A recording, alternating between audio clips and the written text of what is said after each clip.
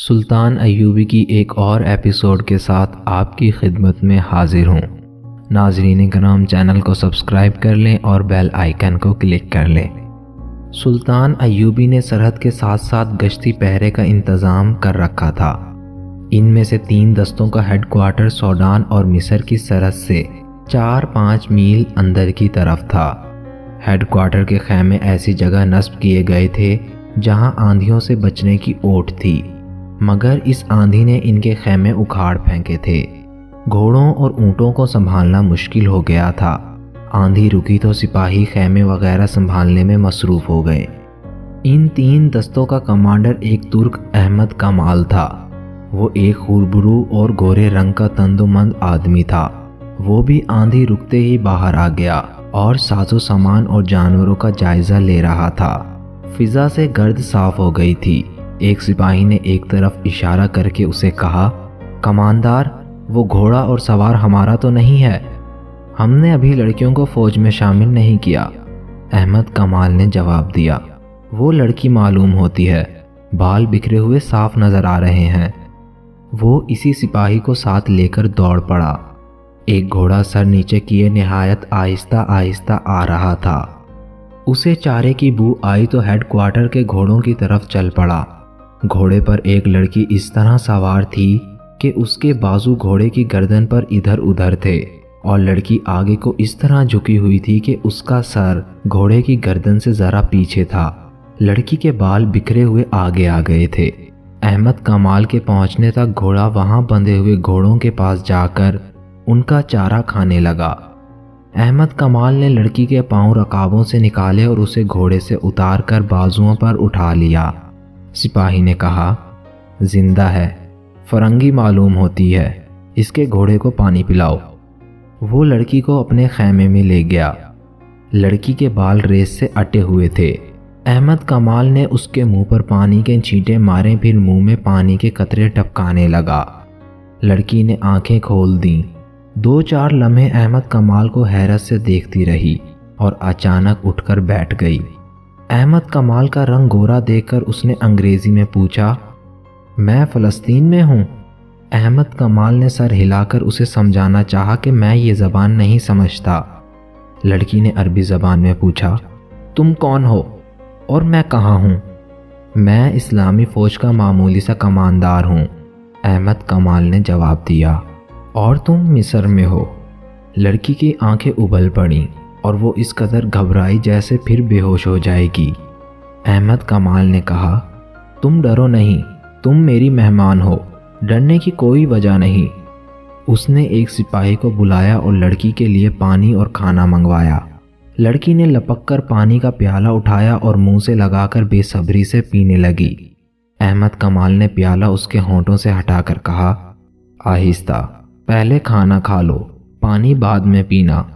لڑکی نے گوشت کا ایک ٹکڑا اٹھا لیا، پھر وہ کھانا کھاتی رہی اور پانی پیتی رہی۔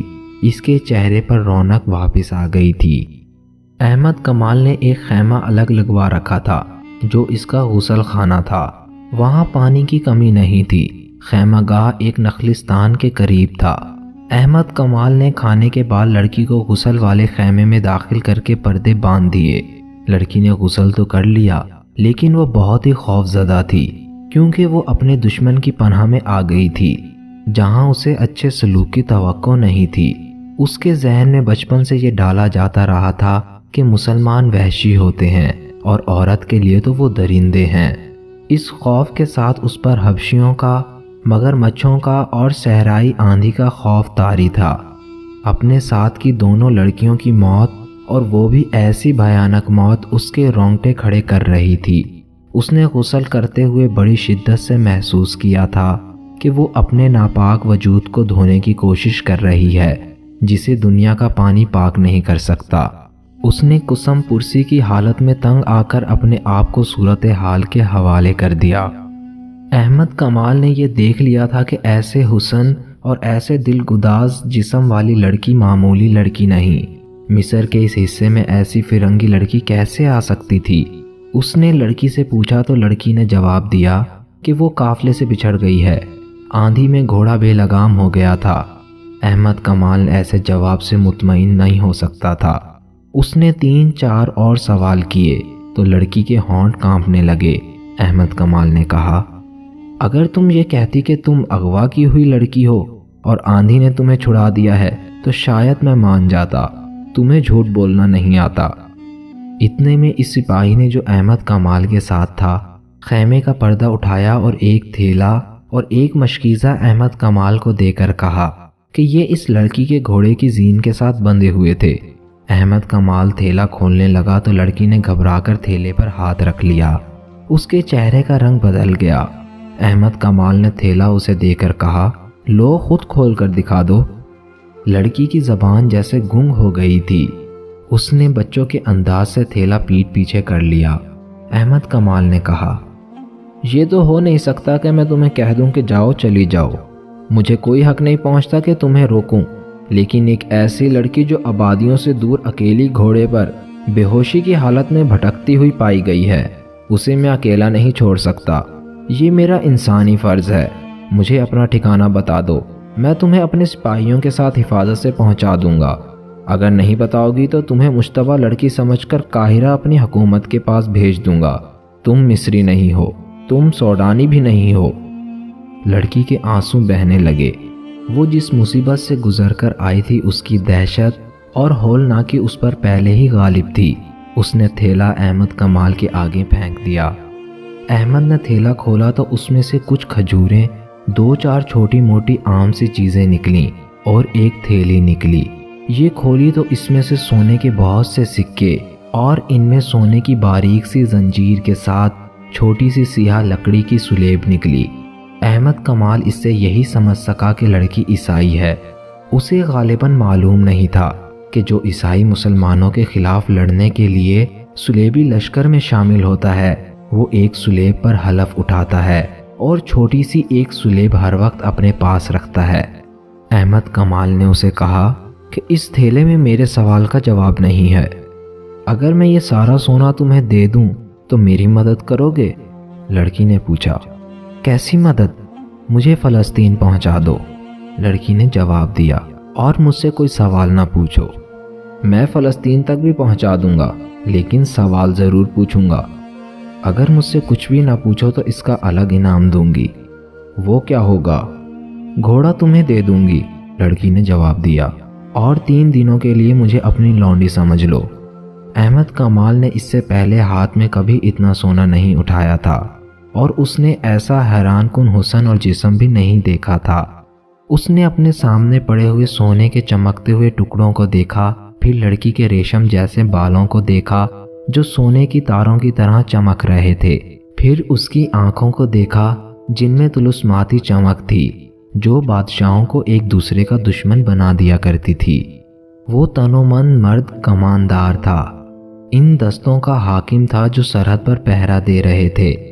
اسے روکنے، پوچھنے اور پکڑنے والا کوئی نہ تھا، مگر اس نے سکے تھیلی میں ڈالے، سلیب بھی تھیلی میں رکھی اور تھیلی لڑکی کی گود میں رکھ دی۔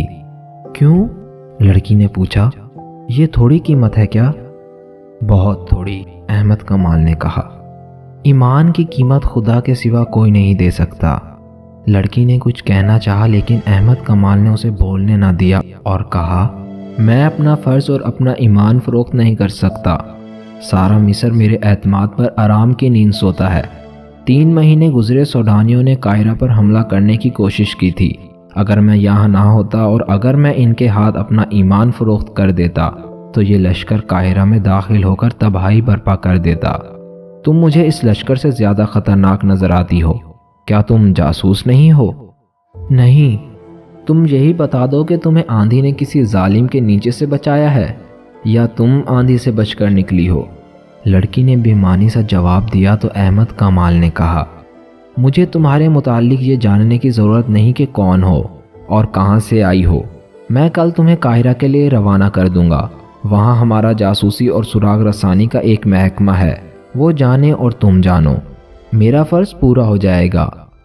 اگر اجازت دو تو میں اس وقت ذرا آرام کر لوں، لڑکی نے کہا۔ کل جب قاہرہ کے لیے مجھے روانہ کرو گے تو شاید تمہارے سوالوں کا جواب دے دوں۔ لڑکی رات بھر کی جاگی ہوئی اور دن کے ایسے خوفناک سفر کی تھکی ہوئی تھی۔ وہ لیٹی اور سو گئی۔ احمد کمال نے دیکھا کہ وہ نیند میں بڑبڑاتی تھی، بے چینی سے سر ادھر ادھر مارتی تھی اور ایسے پتہ چلتا تھا جیسے خواب میں وہ رو رہی ہو۔ احمد کمال نے اپنے ساتھیوں کو بتا دیا کہ ایک مشکوک فرنگی لڑکی پکڑی گئی ہے جسے کل قاہرہ بھیجا جائے گا۔ اس کے ساتھی احمد کمال کے کردار سے واقف تھے، کوئی بھی ایسا شک نہیں کر سکتا تھا کہ اس نے لڑکی کو بدنیتی سے اپنے خیمے میں رکھا ہے۔ اس نے لڑکی کا گھوڑا دیکھا تو وہ حیران ہوا کیونکہ گھوڑا اعلیٰ نسل کا تھا، اور جب اس نے زین دیکھی تو اس کے شکوک رفع ہو گئے۔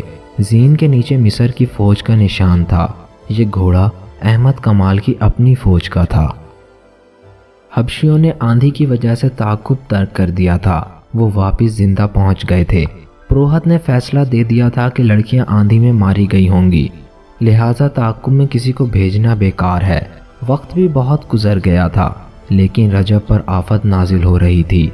اس سے حبشی بار بار یہی ایک سوال پوچھتے تھے کہ لڑکیاں کہاں ہیں، اور وہ قسمیں کھا کھا کر کہتا تھا کہ مجھے معلوم نہیں۔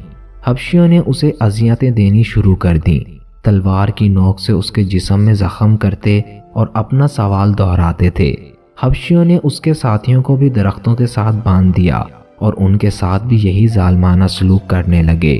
رجب کو خدا اپنی قوم اور اپنے ملک سے غداری کی سزا دے رہا تھا۔ رات کو بھی اسے نہ کھولا گیا، اس کا جسم چھلنی ہو گیا تھا۔ احمد کمال کے خیمے میں لڑکی سوئی ہوئی تھی، وہ سورج غروب ہونے سے پہلے جاگی تھی۔ احمد کمال نے اسے کھانا کھلایا تھا، اس کے بعد وہ پھر سو گئی تھی۔ اس سے 2-3 قدم دور احمد کمال سویا ہوا تھا۔ رات گزرتی جا رہی تھی، خیمے میں دیا جل رہا تھا۔ اچانک لڑکی کی چیخ نکل گئی، احمد کمال کی آنکھ کھل گئی۔ لڑکی بیٹھ گئی تھی، اس کا جسم کانپ رہا تھا، چہرے پر گھبراہٹ تھی۔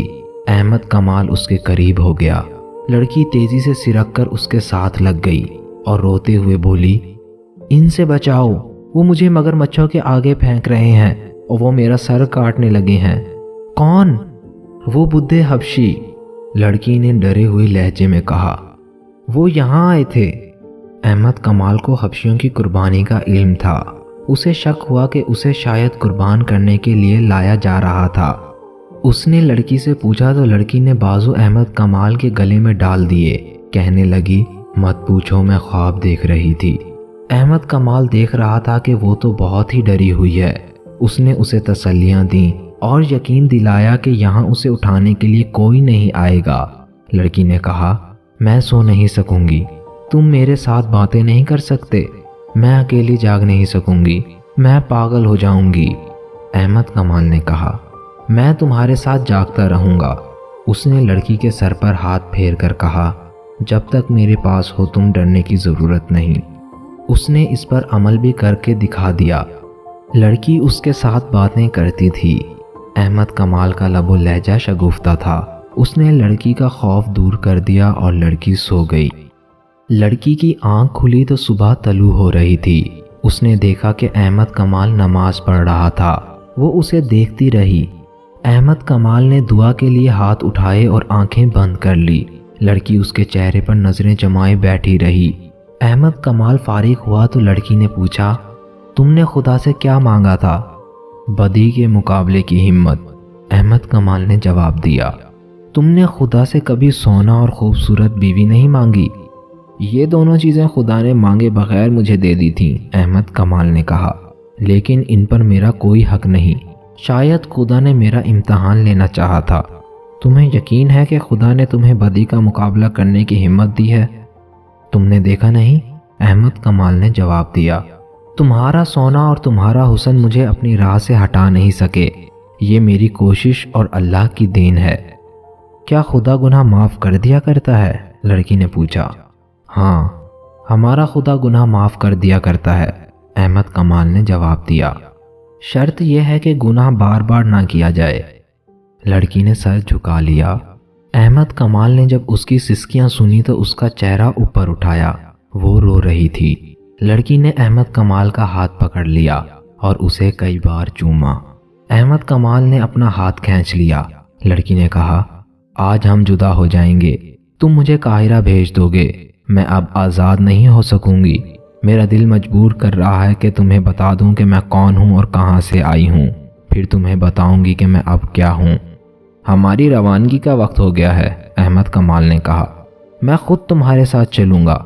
میں اتنی نازک اور اتنی خطرناک ذمہ داری کسی اور کو نہیں سونپ سکتا۔ یہ نہیں سنو گے کہ میں کون ہوں اور کہاں سے آئی ہوں؟ اٹھو، احمد کمال نے کہا۔ یہ سننا میرا کام نہیں۔ وہ خیمے سے باہر نکل گیا۔